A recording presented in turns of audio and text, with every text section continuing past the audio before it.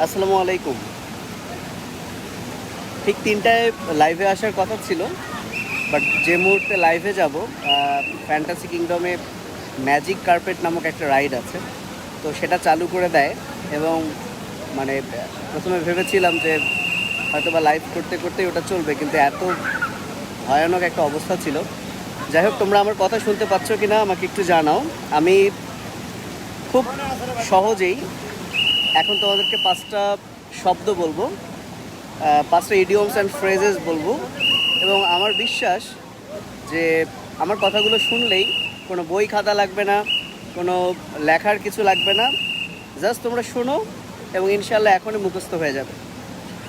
তো 15 জন দেখছো, আমি স্টার্ট করি। আমার প্রথম যে যে যেটা আমি বলতে চাই সেটা হচ্ছে, তোমরা একটু চিন্তা করে বলো যে তোমরা জানো কি না। আমার প্রশ্ন হচ্ছে যে বিলো দ্য বেল্ট, এটা ইউনিভার্সিটি অ্যাডমিশন টেস্টেও কিন্তু এসেছিল। তো বইয়ে যেটা দেখলাম যে বিলো দ্য বেল্ট এটার একটা মিনিং আছে, এবং সেই মিনিংটা দেওয়া আছে যে আনফেয়ার। এখন প্রশ্ন হচ্ছে, তোমরা অনেক জ্ঞানী স্টুডেন্ট আছো, অনেক মেধাবী স্টুডেন্ট আছো, তো যেটা হয় যে যখন তোমরা এগুলো পড়ো, তোমরা কি ডিরেক্ট মুখস্থ করে ফেলো বিলো দ্য বেল্ট মানে unfair, below the belt unfair. এবং পড়াশোনা মনে রাখার এটা একটা টেকনিক হচ্ছে যে মিনিংটার সাথে সাথে ম্যাচিং করে ফেলা। অর্থাৎ বিলো দ্য বেল্ট কথাটা যখন তোমার মাথায় আসবে, সাথে সাথে আনফেয়ার কথাটাও যাতে তোমার মধ্যে আসে। Below the belt unfair.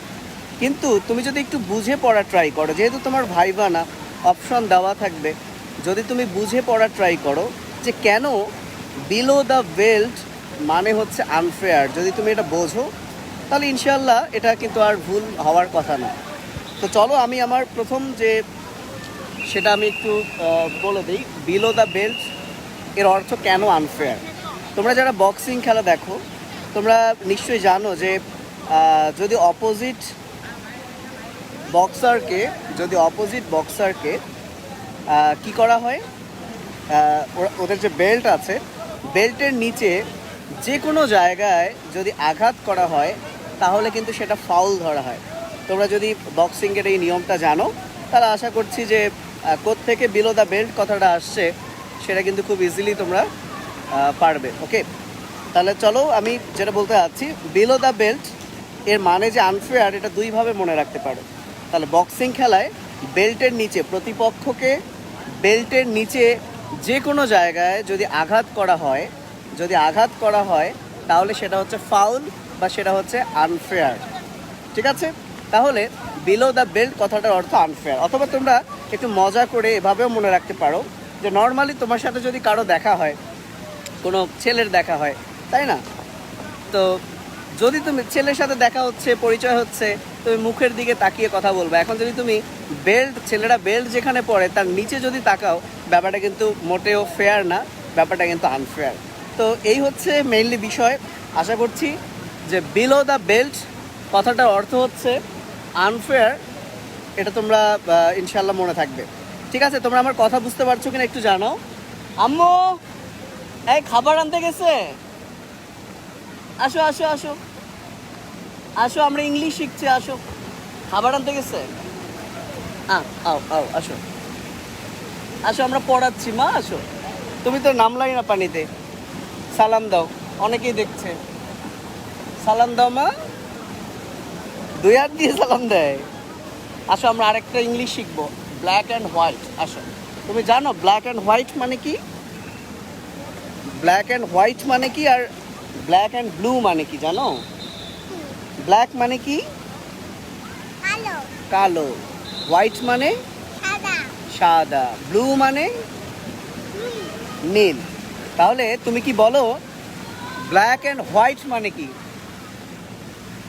কালো এবং সাদা। কিন্তু এটা হয়নি মা, আমি শেখাই। তো লক্ষ্য করো তোমরা, আরও 2টা আছে। একটা হচ্ছে ব্ল্যাক অ্যান্ড হোয়াইট এবং আরেকটা হচ্ছে ব্ল্যাক অ্যান্ড ব্লু। যারা সালাম দিচ্ছ, ওয়ালাইকুম আসসালাম। তো ঘটনা হচ্ছে, ব্ল্যাক অ্যান্ড হোয়াইটের মিনিং বলা আছে লিখিতভাবে, ইন রিটেন। তো কেন লিখিতভাবে?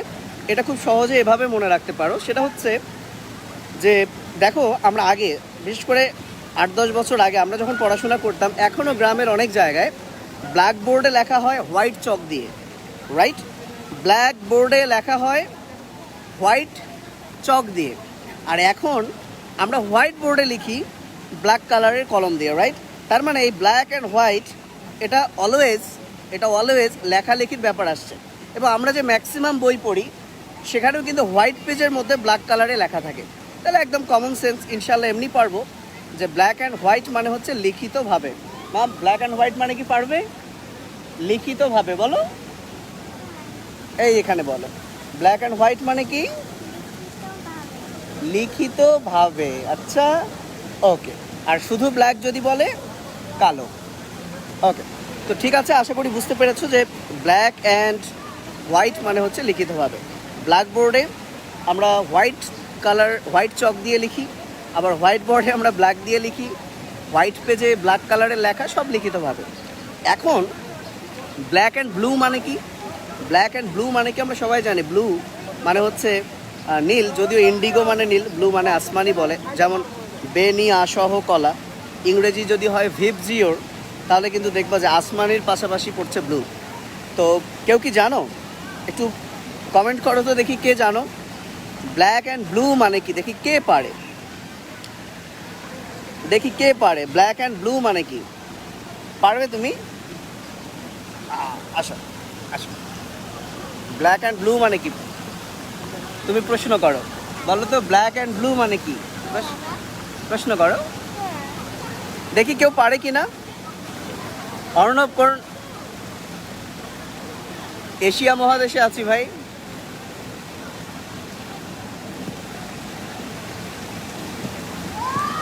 আচ্ছা, নুজহাত বলেছে মারা, মনে হয় এক্স্যাক্টলি। শুধু মারা না, মানে হেভিভাবে মারা, মানে কি বলবো, তোমাদের এলাকায় কি বলে, তুখম মার না কি জানি বলে, ব্রিউটালি, সো ভয়ানকভাবে মারা, সেটাই হচ্ছে ব্ল্যাক অ্যান্ড ব্লু। এখন প্রশ্ন হচ্ছে, তুমি যখন পড়বা, সো ব্ল্যাক অ্যান্ড ব্লু মানে বিটিং হেভিলি। সো কেন আসলো প্রহার করা, কেন আসলো? সো লক্ষ্য করো, এটা আসছে এভাবে যে নর্মালি তোমরা জানো যে আমাদের যে ভেইন বা যেটাকে আমরা বাংলায় বলি শিরা, তো এই শিরা নর্মালি ব্লু থাকে, নীল থাকে, রাইট? এবং তোমরা বাংলায় একটা শব্দ শুটিয়ে লাল করে দাও মোহাম্মদ আলী, নিদারুণভাবে। ওকে ওকে ওকে, তাহলে আমি যেটা বলতে চাচ্ছি সেটা হচ্ছে যে নর্মালি ভেইন বা শিরা থাকে ব্লু।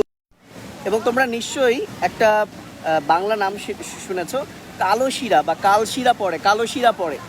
তো লক্ষ্য করো, কালো মানে তো ব্ল্যাক, আর শিরা যেহেতু নীল, আই মিন ব্লু, তাহলে ব্ল্যাক অ্যান্ড ব্লু মানে কালো শিরা। এটা যদি মনে থাকে তাহলেই হবে। প্রশ্ন হচ্ছে ভাইয়া কালো শিরা কি? লক্ষ্য করো, মাঝে মধ্যেই আমরা যদি বা কেউ যদি আমাদের বা একটা ধরো লাঠি দিয়ে যদি আমাদের দেহের কোনো অঙ্গে একটা আঘাত করা হয়, তাহলে লক্ষ্য করো আমাদের চামড়া ফেটে যায় না, চামড়া কেটে যায় না বা ফেটে যায় না, কিন্তু ভেতরে আমাদের রক্তক্ষরণ হয়, ভেতরে আমাদের ব্লিডিং হয়। সো এই ভেতরে ব্লিডিং হলে সেই রক্তগুলো জমে কিন্তু কালো রঙের একটা কিন্তু দাগ চলে আসে। সো সেটাই হচ্ছে কালো শিরা। তার মানে কালো শিরা মানে ওটা কেন হলো? ওটা আঘাত পাওয়ার কারণেই হয়েছে। সো ওই খুব মানে বিটিং হেভিলি, খুব জোরে যদি প্রহার করা হয়, তাহলেই যেটা হ্যাঁ, বোল্ড ফ্রম দ্য ব্লু, এটা তো আমরা আগের ক্লাসেই বলেছি ভাইয়া। তাহলে নিদারুণভাবে যদি কাউকে মাইট দেওয়া হয়, তাহলে কি হবে? তাহলে তার গায়ে কালো শিরা পড়বে। তাহলে ব্ল্যাক অ্যান্ড হোয়াইট মানে বিটিং হেভিলি। তাহলে আমরা কি পড়লাম? আমরা ব্ল্যাক অ্যান্ড ব্লু মানে বিটিং হেভিলি, আমরা ব্ল্যাক অ্যান্ড হোয়াইট পড়েছি, ব্ল্যাক অ্যান্ড ব্লু পড়েছি, অ্যান্ড বিলো দ্য বেল্ট আমরা অলরেডি 3টা পড়েছি। ওকে, এবার আমরা 4 নাম্বার যেটা পড়বো সেটা হচ্ছে bull in the China town. তো লক্ষ্য করো, এটার আনসারটা আমি বলে দিই। সো বুল দিয়ে আমরা আগের ক্লাসেও পড়েছি। সো বুল মানে তো ষাঁড়, রাইট? তো বলা আছে বুল ইন দ্য চায়না টাউন। তো শুধু চায়না টাউন কেন রে ভাই? যে কোনো টাউনে যদি একটা বুলকে, একটা ষাঁড়কে ছেড়ে দেওয়া হয়, তাহলে কি যে ভয়ানক অবস্থা হবে সেটা আসলে বলাই মুশকিল বা বলাই বাহুল্য। তো চায়নাতে মনে করো অনেক খেলনা বা টয় আছে। সে একটা বুলকে যদি সেই চায়না টাউনে ছেড়ে দেওয়া হয়, তাহলে কি হবে? ভয়াবহ একটা ব্যাপার ঘটে যাবে। সো এটাই হচ্ছে bull in the China town, অর্থাৎ ভয়াবহ ব্যাপার। এবং লাস্ট আমরা যেটা পড়বো সেটা হচ্ছে burn the candle at both end. আমি আবারও বলি, বার্ন দ্য ক্যান্ডেল, জাস্ট মিনিংটা বোঝার ট্রাই করো। Burn the candle at the both end. তো আমরা মোমবাতি জ্বালাই যে কোনো একটা এন্ডে, তাহলে বার্ন মানে তো জ্বালানো, ক্যান্ডেল মোমবাতি, বলেছে বোথ এন্ড, তাহলে আমরা একটা এন্ডে মোমবাতি জ্বালাই। তাহলে মোমবাতি যদি আমরা একটা এন্ডে জ্বালাই তাহলে যত দ্রুত এটা শেষ হবে। যদি আমরা দুই এন্ডে মোমবাতিটা জ্বালাই তাহলে একটু বেশি দ্রুত কিন্তু মোমবাতিটা শেষ হবে। তাহলে burn the candle at the both end কথাটার অর্থ হচ্ছে, দেওয়া আছে টু ওয়েস্ট, সহজ কথা অপচয় করা। কেন এটাকে অপচয় বললো? যেহেতু একটা এন্ডে দিলে যে পরিমাণ খরচ হবে বা যে সময়ে পুরোটা শেষ হয়ে যাবে, দুই এন্ডে আমরা বার্ন করলে কি হবে, খুব দ্রুত শেষ হবে। তার মানে কি, দ্রুত ক্ষয়ে গেল বা অপচয় হয়ে গেল। সো এ কারণেই burn the candle at the both end কথাটার অর্থ হয়েছে অপচয়। তো আশা করছি যে বি দিয়ে আজকে যে 5টা আমরা বললাম ইনশাল্লাহ এটা থাকবে বলতে মনে থাকবে তোমাদের। সো আমি একটু রিভাইজ করি। Below the belt, so boxing খেলায় বেল্টের নিচে যদি আমরা মারামারি করি বা আঘাত করি তাহলে সেটা আনফেয়ার। তাহলে কোনো বক্সার যদি তার প্রতিপক্ষকে বেল্টের নিচে আঘাত করে তাহলে সেটা আনফেয়ার। তাহলে বিলো দ্য বেল্ট হচ্ছে আনফেয়ার। ব্ল্যাক অ্যান্ড হোয়াইট, সাদা কালোতেই আমরা লেখালেখির ব্যাপার আছে লিখিতভাবে, বাট ব্ল্যাক অ্যান্ড ব্লু বললে, ব্ল্যাক হচ্ছে কালো আর ব্লু হচ্ছে ভেইন, শিরা। তাহলে কালো শিরা মানে তো বুঝতেই পারছো যে যদি খুব জোরে আঘাত করা হয় তাহলে কালো শিরা পড়বে। এবং অর্ণব, এবং burn the candle at the both end, তাহলে দুই এন্ডে যদি ক্যান্ডেলকে আমরা বার্ন করি দুই দিক দিয়েই দ্রুত গলে যাবে। সো ওয়েস্ট বা অপচয় বোঝাচ্ছে। এবং লাস্ট আমরা যেটা বলেছি সেটা হচ্ছে, আমি কি ভুলে গেলাম, আমি কি পড়ালাম?